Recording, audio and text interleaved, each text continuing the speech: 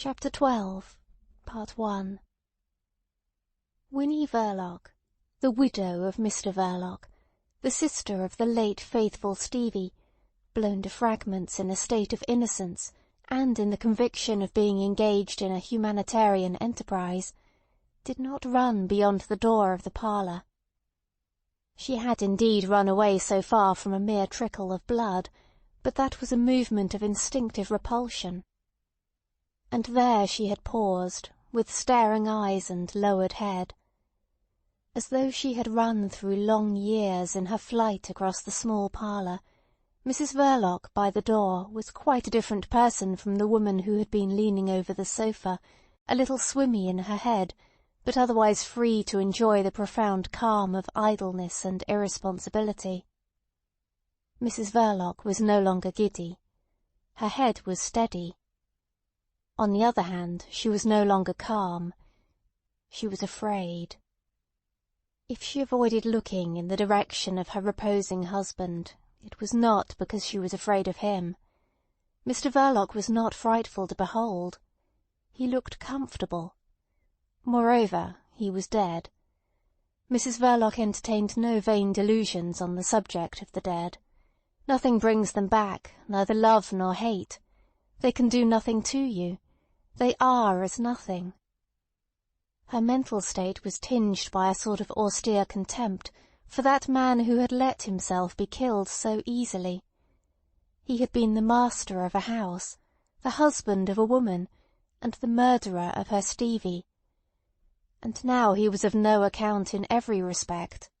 He was of less practical account than the clothing on his body, than his overcoat, than his boots, than that hat lying on the floor. He was nothing. He was not worth looking at. He was even no longer the murderer of poor Stevie. The only murderer that would be found in the room when people came to look for Mr. Verloc would be herself. Her hands shook so that she failed twice in the task of refastening her veil. Mrs. Verloc was no longer a person of leisure and responsibility. She was afraid. The stabbing of Mr. Verloc had been only a blow. It had relieved the pent-up agony of shrieks strangled in her throat, of tears dried up in her hot eyes, of the maddening and indignant rage at the atrocious part played by that man, who was less than nothing now, in robbing her of the boy. It had been an obscurely prompted blow. The blood trickling on the floor off the handle of the knife had turned it into an extremely plain case of murder. Mrs. Verloc, who always refrained from looking deep into things, was compelled to look into the very bottom of this thing. She saw there no haunting face, no reproachful shade, no vision of remorse, no sort of ideal conception. She saw there an object. That object was the gallows. Mrs. Verloc was afraid of the gallows. She was terrified of them ideally. Having never set eyes on that last argument of men's justice, except in illustrative woodcuts to a certain type of tales, she first saw them erect against a black and stormy background, festooned with chains and human bones, circled about by birds that peck at dead men's eyes. This was frightful enough, but Mrs. Verloc, though not a well-informed woman, had a sufficient knowledge of the institutions of her country to know that gallows are no longer erected romantically on the banks of dismal rivers or on wind-swept headlands, but in the yards of jails. There, within 4 high walls, as if into a pit, at dawn of day, the murderer was brought out to be executed, with a horrible quietness, and, as the reports in the newspapers always said, in the presence of the authorities. With her eyes staring on the floor, her nostrils quivering with anguish and shame, she imagined herself all alone amongst a lot of strange gentlemen in silk hats, who were calmly proceeding about the business of hanging her by the neck. That! Never! Never! And how was it done? The impossibility of imagining the details of such quiet execution added something maddening to her abstract terror. The newspapers never gave any details except one, but that one with some affectation was always there at the end of a meagre report. Mrs Verloc remembered its nature. It came with a cruel burning pain into her head, as if the words, "The drop given was 14 feet," had been scratched on her brain with a hot needle. The drop given was 14 feet. These words affected her physically too. Her throat became convulsed in waves to resist strangulation, and the apprehension of the jerk was so vivid that she seized her head in both hands as if to save it from being torn off her shoulders. The drop given was 14 feet. No, that must never be. She could not stand that. The thought of it even was not bearable. She could not stand thinking of it. Therefore Mrs Verloc formed the resolution to go at once and throw herself into the river off one of the bridges. This time she managed to refasten her veil. With her face as if masked, all black from head to foot except for some flowers in her hat, she looked up mechanically at the clock. She thought it must have stopped. She could not believe that only 2 minutes had passed since she had looked at it last. Of course not. It had been stopped all the time. As a matter of fact, only 3 minutes had elapsed from the moment she had drawn the first deep, easy breath after the blow, to this moment when Mrs Verloc formed the resolution to drown herself in the Thames. But Mrs Verloc could not believe that. She seemed to have heard or read that clocks and watches always stopped at the moment of murder for the undoing of the murderer. She did not care. To the bridge, and over I go. But her movements were slow.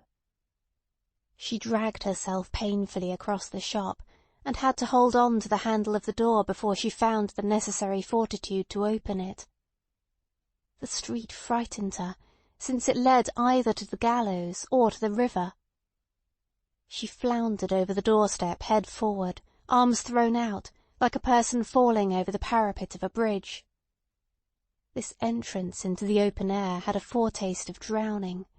A slimy dampness enveloped her, entered her nostrils, clung to her hair. It was not actually raining, but each gas lamp had a rusty little halo of mist. The van and horses were gone, and in the black street the curtained window of the carter's eating-house made a square patch of soiled blood-red light glowing faintly very near the level of the pavement. Mrs Verloc, dragging herself slowly towards it, thought that she was a very friendless woman. It was true.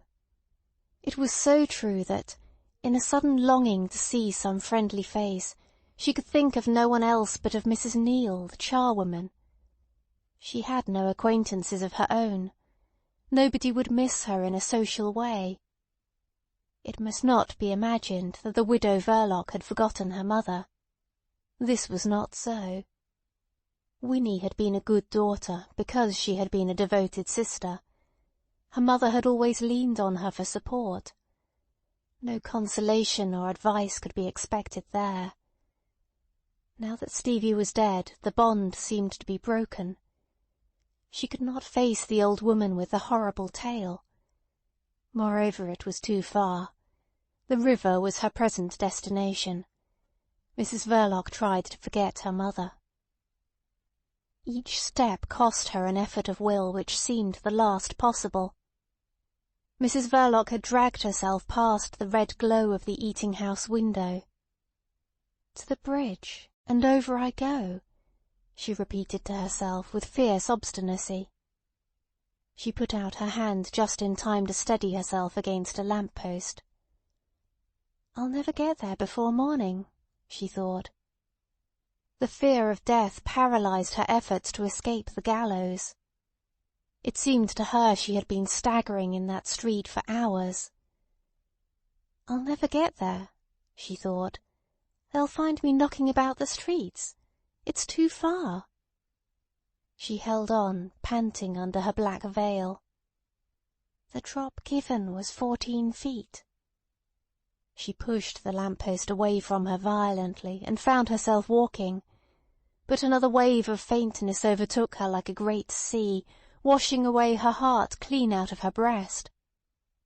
"I will never get there," she muttered, suddenly arrested, swaying lightly where she stood. "Never."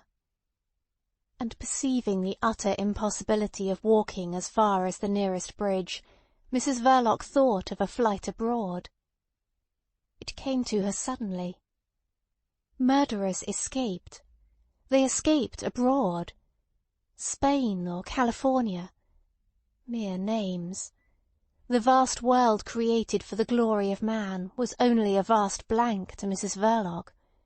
She did not know which way to turn. Murderers had friends, relations, helpers. They had knowledge. She had nothing. She was the most lonely of murderers that ever struck a mortal blow. She was alone in London, and the whole town of marvels and mud, with its maze of streets and its mass of lights, was sunk in a hopeless night, rested at the bottom of a black abyss, from which no unaided woman could hope to scramble out. She swayed forward and made a fresh start blindly, with an awful dread of falling down, but at the end of a few steps, unexpectedly, she found a sensation of support, of security. Raising her head, she saw a man's face peering closely at her veil. Comrade Ossipon was not afraid of strange women, and no feeling of false delicacy could prevent him from striking an acquaintance with a woman apparently very much intoxicated. Comrade Ossipon was interested in women. He held up this one between his two large palms, peering at her in a business-like way, till he heard her say faintly, "Mr. Ossipon," and then he very nearly let her drop to the ground. "Mrs Verloc," he exclaimed, "you here?" It seemed impossible to him that she should have been drinking. But one never knows. He did not go into that question, but attentive not to discourage kind fate surrendering to him the widow of Comrade Verloc, he tried to draw her to his breast. To his astonishment she came quite easily, and even rested on his arm for a moment before she attempted to disengage herself. Comrade Ossipon would not be brusque with kind fate. He withdrew his arm in a natural way. "You recognized me," she faltered out, standing before him, fairly steady on her legs. "Of course I did," said Ossipon with perfect readiness. "I was afraid you were going to fall. I've thought of you too often lately not to recognize you anywhere at any time. I've always thought of you, ever since I first set eyes on you." Mrs Verloc seemed not to hear. "You were coming to the shop?" she said nervously. "Yes, at once," answered Ossipon. "Directly I read the paper." In fact, Comrade Ossipon had been skulking for a good 2 hours in the neighbourhood of Brett Street, unable to make up his mind for a bold move. The robust anarchist was not exactly a bold conqueror. He remembered that Mrs Verloc had never responded to his glances by the slightest sign of encouragement. Besides, he thought the shop might be watched by the police, and Comrade Ossipon did not wish the police to form an exaggerated notion of his revolutionary sympathies. Even now he did not know precisely what to do. In comparison with his usual amatory speculations, this was a big and serious undertaking. He ignored how much there was in it, and how far he would have to go in order to get hold of what there was to get, supposing there was a chance at all. These perplexities checking his elation imparted to his tone a soberness well in keeping with the circumstances. "May I ask where you were going?" he inquired in a subdued voice. "Don't ask me," cried Mrs Verloc, with a shuddering, repressed violence. All her strong vitality recoiled from the idea of death. "Never mind where I was going." Ossipon concluded that she was very much excited but perfectly sober. She remained silent by his side for a moment, Then all at once she did something which he did not expect. She slipped her hand under his arm. He was startled by the act itself, certainly, and quite as much too by the palpably resolute character of this movement. But this being a delicate affair, Comrade Ossipon behaved with delicacy. He contented himself by pressing the hand slightly against his robust ribs. At the same time he felt himself being impelled forward, and yielded to the impulse. At the end of Brett Street he became aware of being directed to the left. He submitted. The fruiterer at the corner had put out the blazing glory of his oranges and lemons, and Brett Place was all darkness, interspersed with the misty halos of the few lamps defining its triangular shape, with a cluster of 3 lights on one stand in the middle. The dark forms of the man and woman glided slowly, arm in arm, along the walls, with a lover-like and homeless aspect in the miserable night. "What would you say if I were to tell you that I was going to find you?" Mrs Verloc asked, gripping his arm with force. "I would say that you couldn't find anyone more ready to help you in your trouble," answered Ossipon, with a notion of making tremendous headway. In fact, the progress of this delicate affair was almost taking his breath away. "In my trouble?" Mrs Verloc repeated slowly. "Yes." "And do you know what my trouble is?" she whispered with strange intensity. 10 minutes after seeing the evening paper," explained Ossipon with ardour. "I met a man whom you may have seen once or twice at the shop, perhaps, and I had a talk with him which left no doubt whatever in my mind. Then I started for here, wondering whether you— I've been fond of you beyond words ever since I set eyes on your face," he cried, as if unable to command his feelings. Comrade Ossipon assumed correctly that no woman was capable of wholly disbelieving such a statement. But he did not know that Mrs Verloc accepted it with all the fierceness the instinct of self-preservation puts into the grip of a drowning person. To the widow of Mr Verloc, the robust anarchist was like a radiant messenger of life. They walked slowly, in step. "I thought so," Mrs Verloc murmured faintly. "You've read it in my eyes," suggested Ossipon with great assurance. "Yes," she breathed out into his inclined ear. "A love like mine could not be concealed from a woman like you," he went on, trying to detach his mind from material considerations such as the business value of the shop and the amount of money Mr Verloc might have left in the bank. He applied himself to the sentimental side of the affair. In his heart of hearts he was a little shocked at his success. Verloc had been a good fellow, and certainly a very decent husband as far as one could see.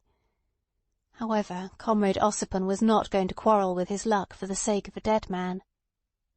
Resolutely he suppressed his sympathy for the ghost of Comrade Verloc, and went on.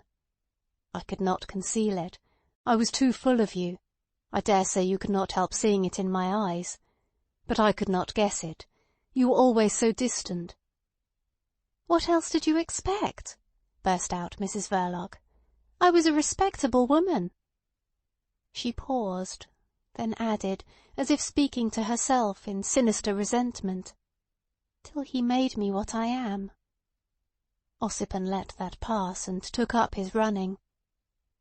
"He never did seem to me to be quite worthy of you," he began, throwing loyalty to the winds. "You were worthy of a better fate." Mrs Verloc interrupted bitterly. "Better fate? He cheated me out of 7 years of life." "You seemed to live so happily with him." Ossipon tried to exculpate the lukewarmness of his past conduct. "It's that what's made me timid. You seemed to love him. I was surprised and jealous." "Love him!" Mrs Verloc cried out in a whisper, full of scorn and rage. "Love him! I was a good wife to him. I am a respectable woman. You thought I loved him. You did. Look here, Tom." The sound of this name thrilled Comrade Ossipon with pride. For his name was Alexander, and he was called Tom by arrangement with the most familiar of his intimates. It was a name of friendship, of moments of expansion. He had no idea that she had ever heard it used by anybody. It was apparent that she had not only caught it, but had treasured it in her memory, perhaps in her heart. "Look here, Tom, I was a young girl. I was done up. I was tired. I had 2 people depending on what I could do, and it did seem as if I couldn't do any more. 2 people, mother and the boy. He was much more mine than mother's. I sat up nights and nights with him on my lap, all alone upstairs, when I wasn't more than 8 years old myself. And then... he was mine, I tell you. You can't understand that. No man can understand it. What was I to do? There was a young fellow—" The memory of the early romance with the young butcher survived, tenacious, like the image of a glimpsed ideal in that heart, quailing before the fear of the gallows and full of revolt against death. "That was the man I loved then," went on the widow of Mr Verloc. "I suppose he could see it in my eyes, too. 25 shillings a week, and his father threatened to kick him out of the business if he made such a fool of himself as to marry a girl with a crippled mother and a crazy idiot of a boy on her hands.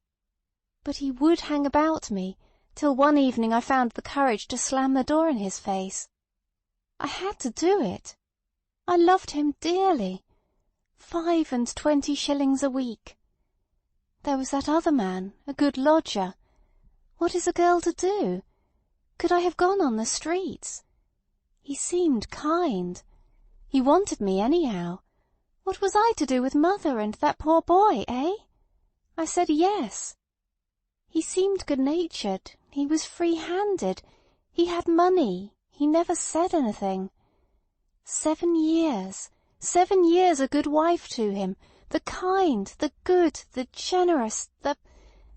And he loved me. Oh, yes. He loved me till I sometimes wished myself... 7 years. 7 years a wife to him. And do you know what he was, that dear friend of yours? Do you know what he was? He was a devil!" The superhuman vehemence of that whispered statement completely stunned Comrade Ossipon. Winnie Verloc, turning about, held him by both arms, facing him under the falling mist in the darkness and solitude of Brett Place, in which all sounds of life seemed lost, as if in a triangular well of asphalt and bricks, of blind houses and unfeeling stones. "No, I didn't know," he declared, with a sort of flabby stupidity, whose comical aspect was lost upon a woman haunted by the fear of the gallows. "But I do now. I understand," he floundered on, his mind speculating as to what sort of atrocities Verloc could have practised under the sleepy, placid appearances of his married estate. It was positively awful. "I understand," he repeated, and then by a sudden inspiration uttered an "unhappy woman" of lofty commiseration, instead of the more familiar "poor darling" of his usual practice. This was no usual case. He felt conscious of something abnormal going on, while he never lost sight of the greatness of the stake. Unhappy, brave woman. He was glad to have discovered that variation, but he could discover nothing else. "Ah, but he is dead now," was the best he could do, and he put a remarkable amount of animosity into his guarded exclamation. Mrs Verloc caught at his arm with a sort of frenzy. "You guessed, then, he was dead?" she murmured, as if beside herself. "You guessed what I had to do. Had to." There were suggestions of triumph, relief, gratitude in the indefinable tone of these words. It engrossed the whole attention of Ossipon to the detriment of mere literal sense. He wondered what was up with her, why she had worked herself into this state of wild excitement. He even began to wonder whether the hidden causes of that Greenwich Park affair did not lie deep in the unhappy circumstances of the Verlocs' married life. He went so far as to suspect Mr. Verloc of having selected that extraordinary manner of committing suicide. By Jove, that would account for the utter inanity and wrong-headedness of the thing. No anarchist manifestation was required by the circumstances. Quite the contrary, and Verloc was as well aware of that as any other revolutionist of his standing. What an immense joke if Verloc had simply made fools of the whole of Europe, of the revolutionary world, of the police, of the press, and of the cocksure professor too. Indeed, thought Ossipon in astonishment, it seemed almost certain that he did. Poor beggar! It struck him as very possible that, of that household of two, it wasn't precisely the man who was the devil. Alexander Ossipon, nicknamed the Doctor, was naturally inclined to think indulgently of his men friends. He eyed Mrs. Verloc hanging on his arm. Of his women friends he thought in a specially practical way. Why Mrs. Verloc should exclaim at his knowledge of Mr. Verloc's death, which was no guess at all, did not disturb him beyond measure. They often talked like lunatics. But he was curious to know how she had been informed. The papers could tell her nothing beyond the mere fact, the man blown to pieces in Greenwich Park not having been identified. It was inconceivable on any theory that Verloc should have given her an inkling of his intention, whatever it was. This problem interested Comrade Ossipon immensely. He stopped short. They had gone then along the three sides of Brett Place, and were near the end of Brett Street again. "How did you first come to hear of it?" he asked, in a tone he tried to render appropriate to the character of the revelations which had been made to him by the woman at his side. She shook violently for a while, before she answered in a listless voice. "From the police. A chief inspector came. Chief Inspector Heat, he said he was. He showed me—" Mrs. Verloc choked. "Oh, Tom, they had to gather him up with a shovel." Her breast heaved with dry sobs. In a moment Ossipon found his tongue. "The police? Do you mean to say the police came already? The Chief Inspector Heat himself actually came to tell you?" "Yes," she confirmed in the same listless tone. "Came just like this. He came. I didn't know. He showed me a piece of overcoat, and just like that. 'Do you know this?' he says." Heat. Heat. And what did he do?" Mrs. Verloc's head dropped. "Nothing. He did nothing. He went away. The police were on that man's side," she murmured tragically. "Another one came too." Another inspector, do you mean?" asked Ossipon in great excitement, and very much in the tone of a scared child. "I don't know. He came. He looked like a foreigner. He may have been one of them embassy people." Comrade Ossipon nearly collapsed under this new shock. "Embassy? Are you aware what you are saying? What embassy? What on earth do you mean by embassy?" "It's that place in Chesham Square. The people he cursed so. I don't know. What does it matter?" "And that fellow, what did he do or say to you?" "I don't remember. Nothing. I don't care. Don't ask me," she pleaded in a weary voice.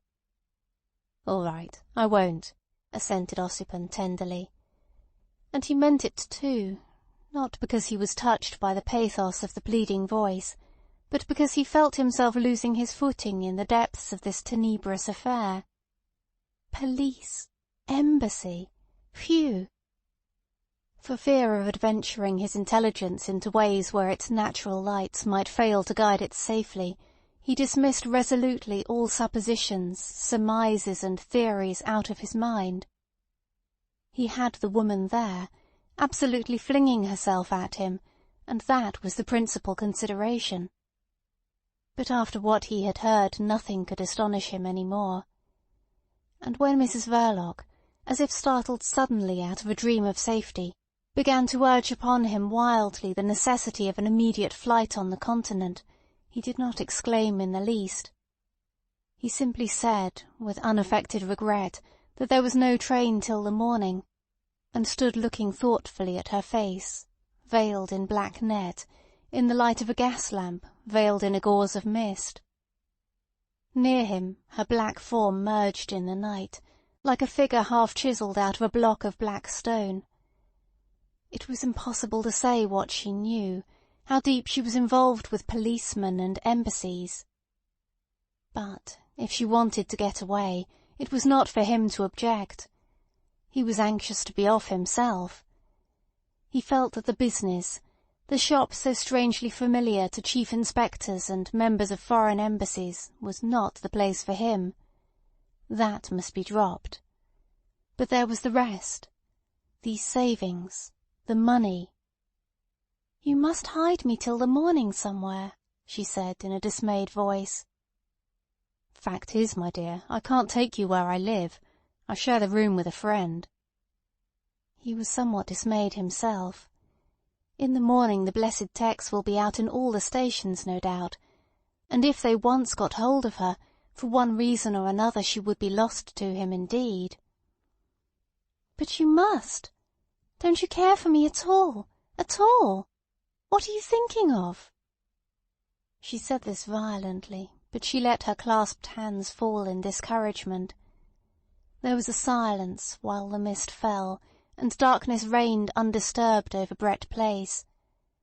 Not a soul, not even the vagabond, lawless and amorous soul of a cat, came near the man and the woman facing each other.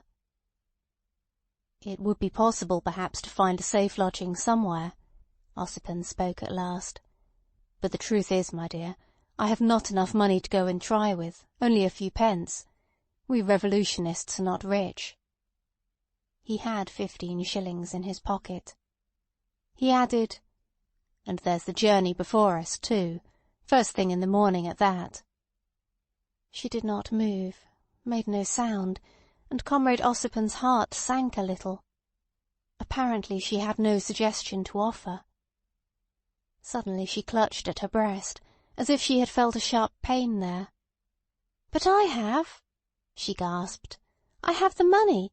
I have enough money. Tom, let us go from here." "How much have you got?"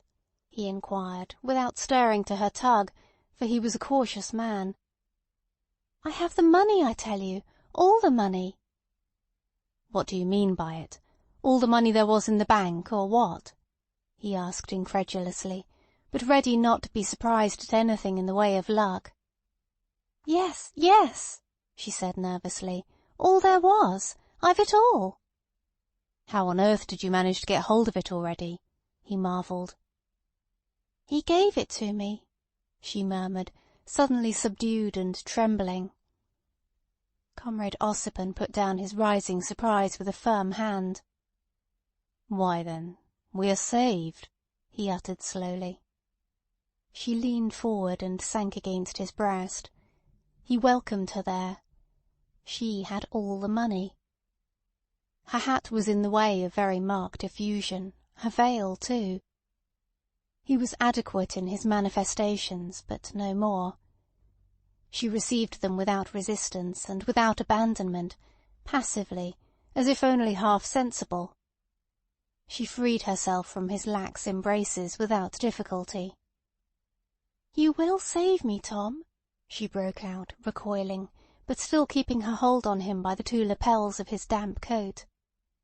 "Save me! Hide me! Don't let them have me! You must kill me first! I couldn't do it myself! I couldn't! Not even for what I am afraid of." She was confoundedly bizarre, he thought. She was beginning to inspire him with an indefinite uneasiness. He said surlily, for he was busy with important thoughts, "What the devil are you afraid of?" "Haven't you guessed what I was driven to do?" cried the woman.